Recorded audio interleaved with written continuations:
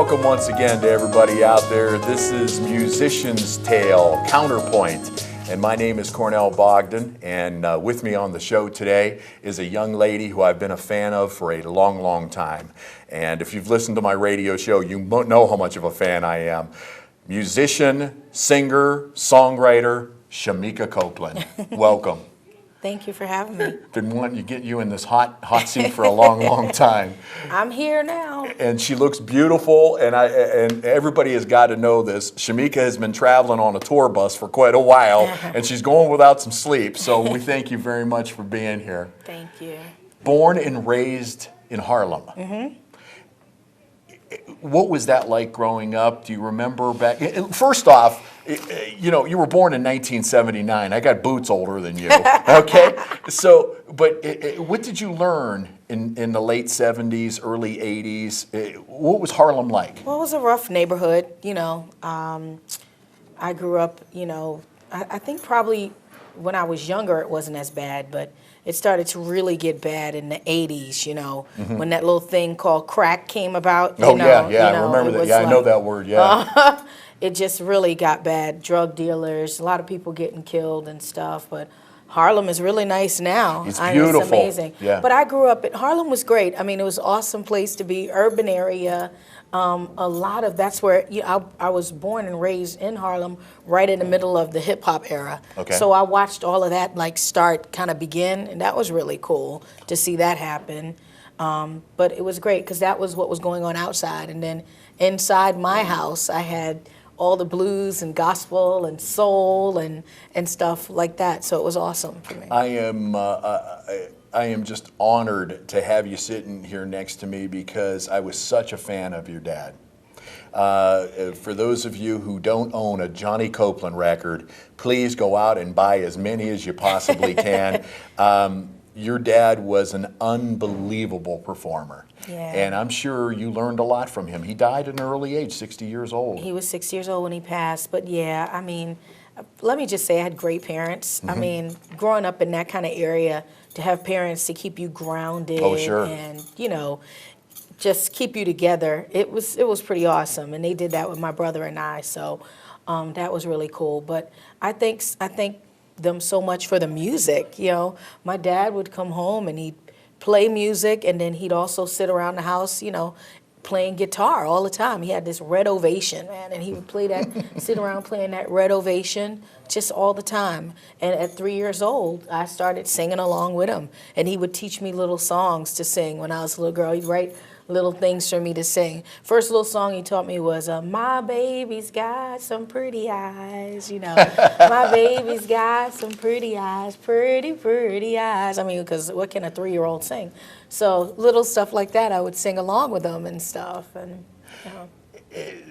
The people that must have come in and out of that house, or that you met at a really early age. The funny thing is that I don't even know. Yeah, that's the funny part. Yeah, probably better off. Yeah, a lot of these guys came in and out of my neighborhood, and came in and out of my house, and they would come play guitar with my dad, hang out with my dad. All the Texas guys, Gatemouth. He was really close to Stevie Ray Vaughan. You know, yeah. My mom said Stevie must have called the house, you know, tons of times. Well, I remember when Stevie played the Montreux Jazz Festival. My dad he had your there. dad was a special guest opening up for him and playing with him. Yeah, so it's, you know, but I didn't know who these guys were. So it was very interesting when I grow up and get into the business and music, and then see who I didn't want to click over for, you know, because you're a young, you know, girl talking to your little friends on the phone. One time Dr. John called the house, and he said, this is Dr. John. May I speak to Johnny Copeland? He's my godfather. But anyway, I was like, what hospital are you from? Because during that time, my dad wasn't well, so there were a lot of doctors and stuff calling, and I just was out of my head when I found out it was Dr. John. Of course, I Dr. John freaked out, but, you know, so a lot of people coming in and out. Now, did you make it to the Apollo Theater? Oh yeah, all the time. I mean, I never sang there, but I saw a lot of shows there. Do you remember any ones that really stood out in your head? Well, during that time, like I said, it was the middle of the hip hop Yeah, era. right. So there was a bunch of like people coming up at that time, Dougie Fresh and, a lot of just kind of rap concerts. I remember seeing like Lisa Stansfield there and, Whitney or, Luther Vandross, people like that. And the Apollo, you better be good when you're on stage at the yeah. Apollo, because the fans and the people in attendance let you know about it. Yeah, they'll boo you off real quick. You better cut it right, or you're in trouble. Don't give you much of a chance. What besides your father and your mom, who were giving you the gospel and the blues stuff around your house, what else were you listening to as a young girl? Of course, the hip hop, but was there anything that really stood out that you said, "Oh my goodness"? I do, yeah. I remember at real young ages the first time I ever heard Sam Cooke or Otis Redding, and I remember forcing my mother to play a Sam Cooke record over and over and over and over again. Wow. And it was like 3 months that I listened before I was like, okay, let me move on to something else. But I would just get obsessed with these voices at a young age, That is Sam Cooke. Yeah. And how old were you? Probably about 7 or 8 years old or something, and just being like possessed, over the voice. It's crazy. And the same thing happened with me with Otis Redding. My family had rented a camper, and we all, were driving down south to see my grandma, and they were playing Otis Redding. And I remember hearing this voice and these songs, and, it just freaked me out. And no one could hear anything else, because I wanted to listen to that over and over again. Yes.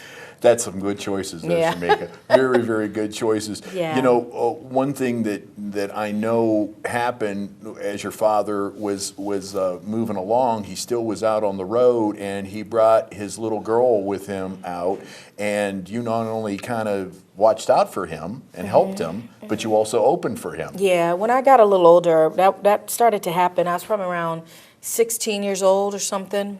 I mean, I had opened for him before, but, locally, New Right. York, Connecticut, areas like that. But when his health started to, go down a little, I was going out and opening. First, I would do a few songs to open up the show, and if it was 2 sets, I would started out doing the first whole show, and then he would do the whole second show. And he would always say I was helping him, but really, he was helping me. I mean, I didn't know it at the time, but we'll talk about your experiences and learning. And it was so great because my dad and we had an amazing phone relationship because he was always on the road. Right. But going out with him on the road for the last, 3-4 years of his life, I got a chance to really get to know him and see what he was doing, and see how much people loved him. It was just insane. That album that he did, Showdown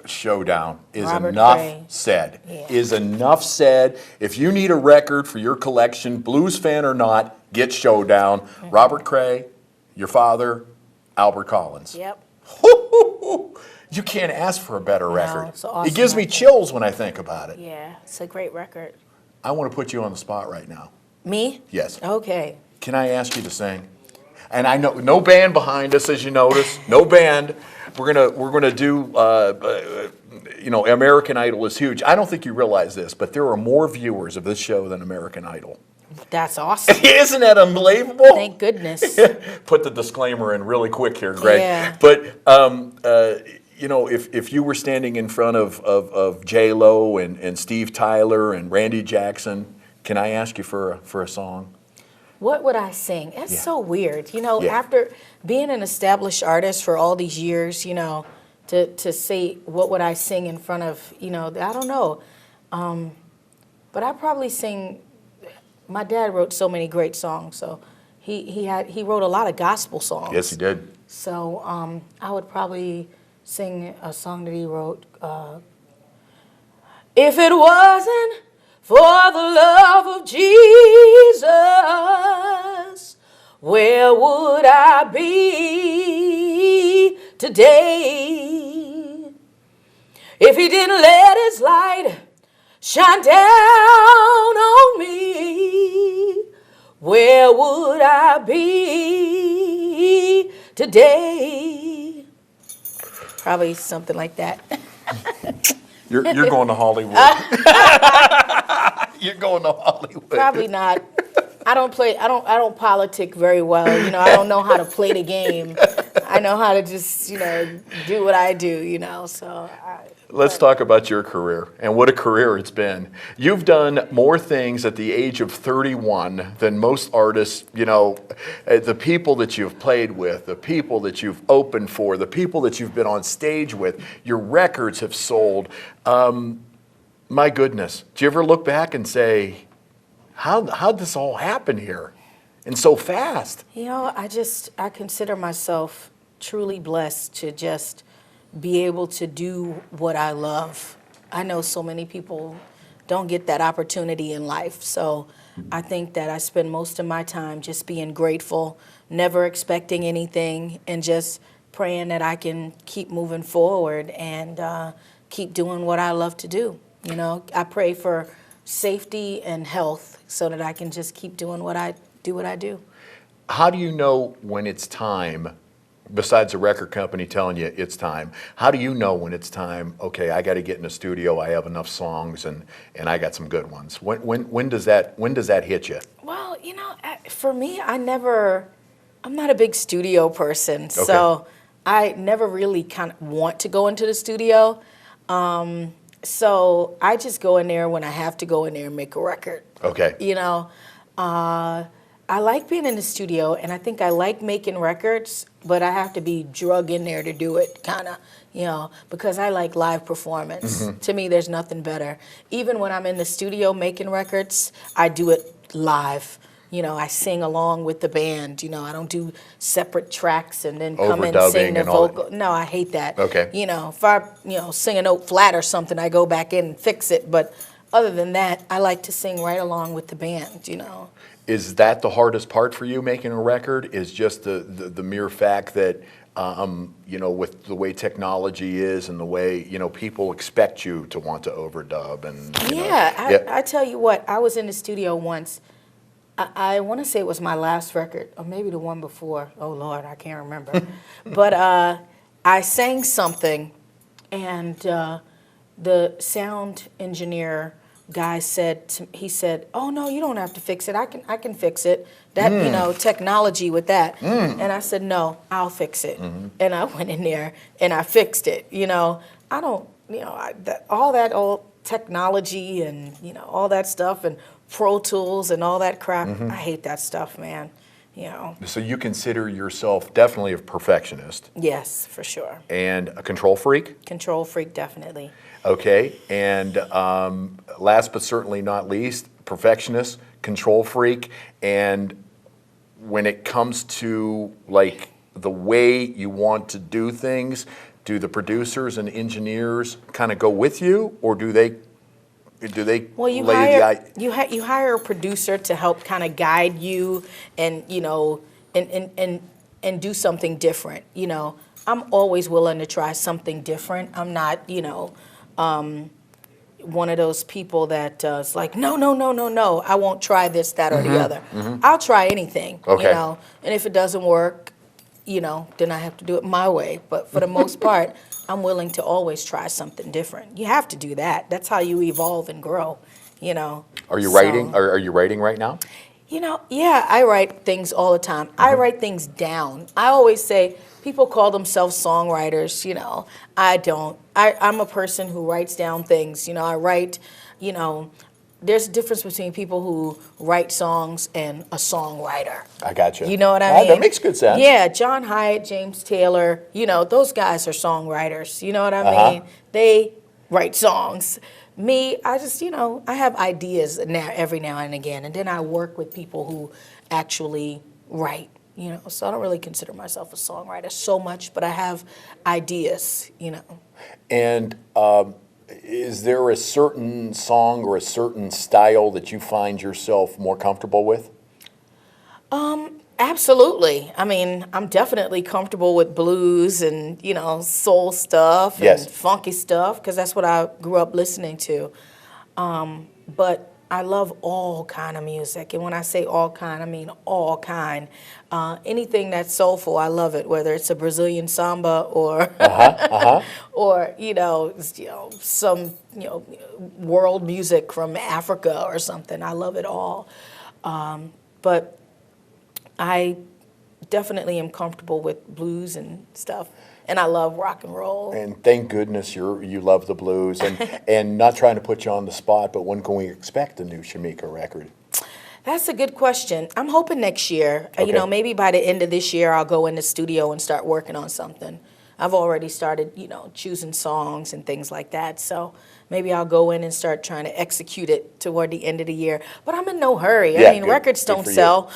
yeah, right. You know what I mean? It's not like you have to rush to put records out. I got to get my stuff on iTunes. Is what you have to do. I got to get ready for my download. Yeah, it used to be that you had to put those records out, but now the one thing I really love is taking my time to make a record. That was the absolute best thing that ever happened to me between my last record with Alligator and then this record with Telarc. It was like, for over 4 years. So I grew a lot, had a lot of time. I went to Iraq and Kuwait, and, my life changed so much. And then being a part of the world with the politics and all the crazy stuff going on in the world, it just changed me. I grew up. It changed me. Wow. So, with all that going on and then going into the studio making a record, it was great. It was great. And now I'm having those same set of experiences now this year before I go into the studio. I'm going to Afghanistan and Qatar and Kazakhstan in April. And I'm doing some work with a rape crisis center called Zacharias Rape Crisis Center in Gurnee, Illinois, right outside of Chicago. So I'm just, going through all these motions and seeing all this stuff that's going on, and it's just amazing to me. Shemekia's really growing up. Yeah, so now when I go into the studio, I have a whole lot more things to sing about and talk about. You talked about your visits overseas, and I know I heard from troops that I saw who came back to the United States, and we would talk about different blues artists, different blues shows, and Shemekia Copeland came and played for us. Shemekia Copeland came and played. You go right into the heart of the action. Yeah, we live on base, we stay on base with the guys. We just fly from base to base and do shows. It was an amazing, life-changing experience for me. What was the biggest, experience that really changed you being with the troops? Just seeing how much they enjoyed having you there? Right. I think that you cared. It was really 10% about the music, 90% about the fact that we would actually go there. Yeah. You know what I mean? Yeah. And I think that they just like having people there to hang out with and talk to.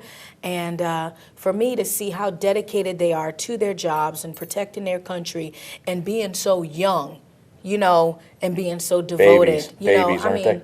I'm 31. I mean, a lot of these kids were 18, 19 years old. At that time, obviously, I was, 29 or whatever, but still, they were so much younger than me, and it was just like, wow. Yeah. And they were so focused on, their job and their position and protecting us and loving their country. And, regardless of for what reason those young people are over there, doesn't matter. The fact is that we need to support them because they are amazing young men and women. Yeah.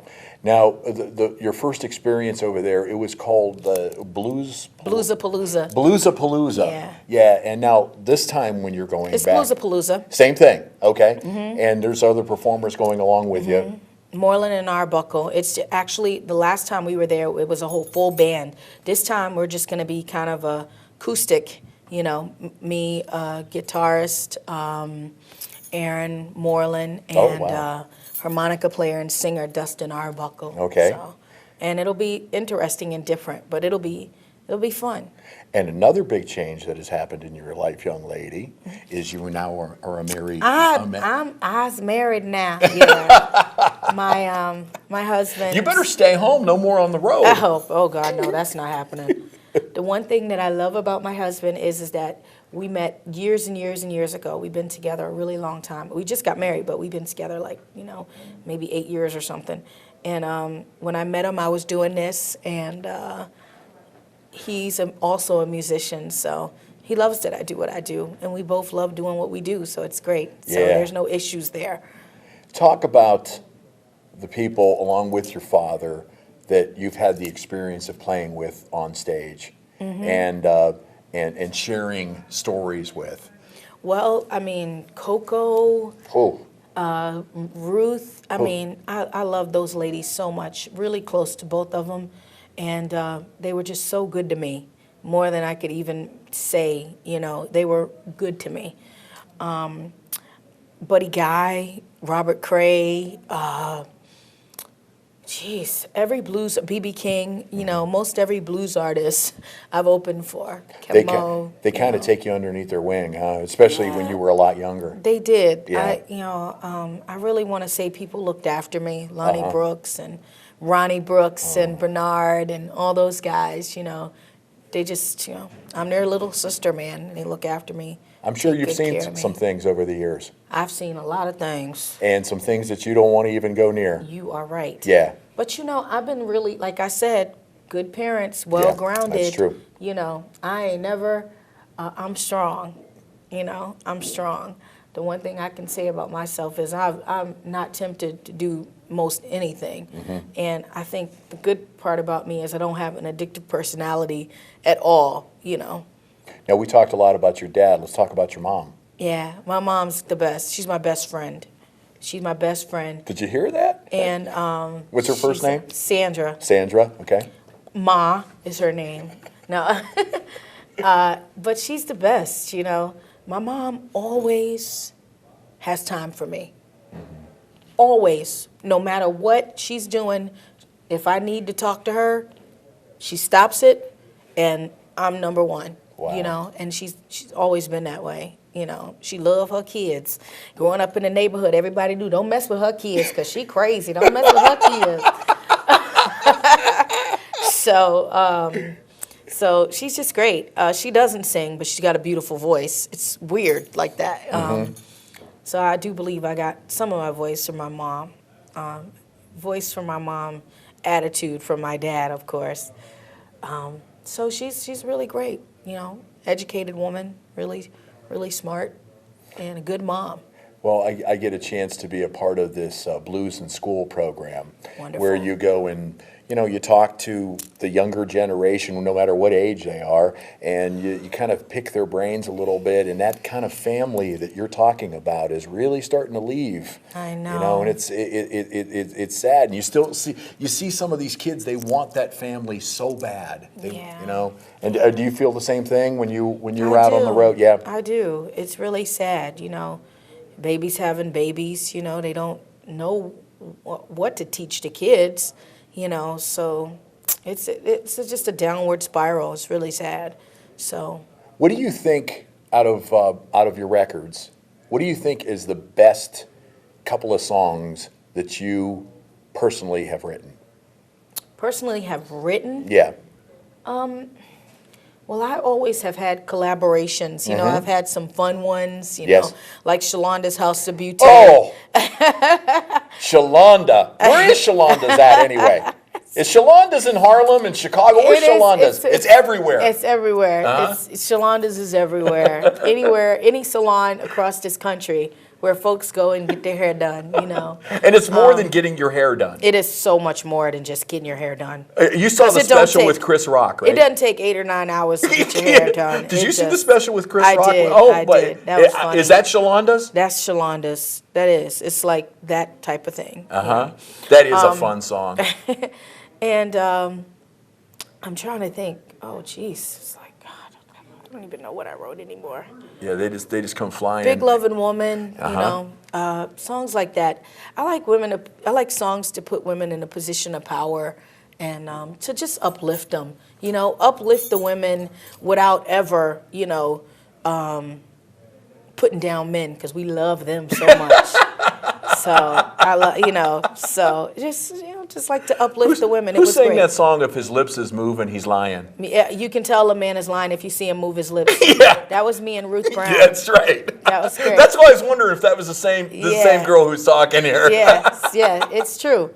But it was just a fun, playful song, and that was just one of the best experiences of my life, doing that with Ruth. So. Do you still like the road as much as you always have? Because let's face it, you've been on the road for a long time. I don't mind the road. I do like it, especially when we go new places. Like we just came back home from India, and that was great. So, you get tired. Shoot, we were on the road today for 7 hours or something. So it's definitely, you get tired, but when I get up there on that stage, none of that matters. Yeah, it all kinds of leaves, huh? It doesn't matter. Well, I don't care if it was 13, 27 hours.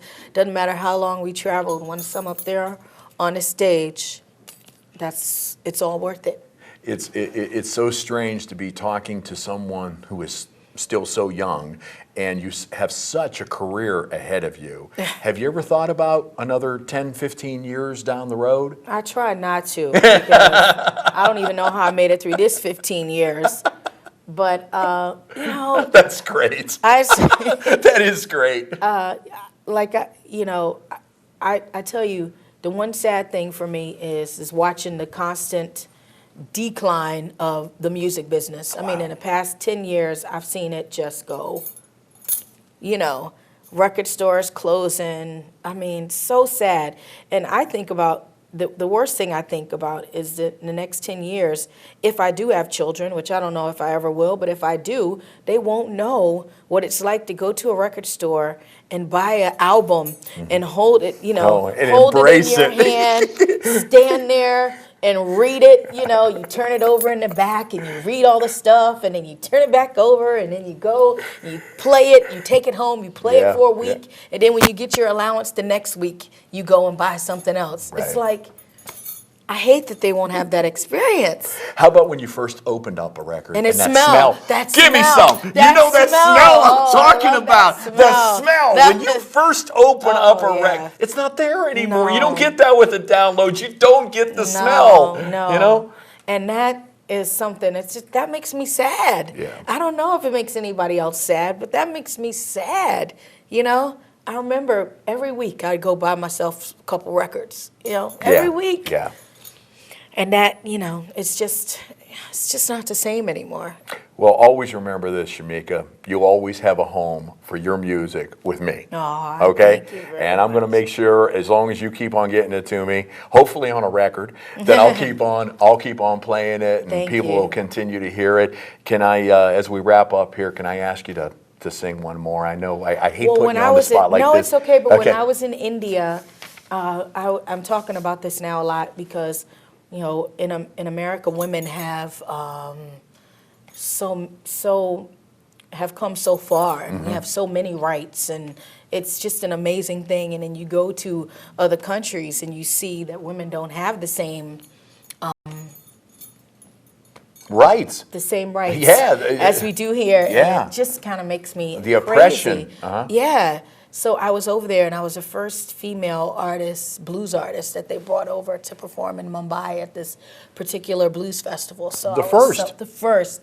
So I was so excited to be there, and it was all, for me that night, it was all about the women and, uplifting the women. And when I was there, I sang this song, Wild Woman, and I sang another song called Big Lovin' Woman, and it goes like this: baptized in tequila on the day I was born.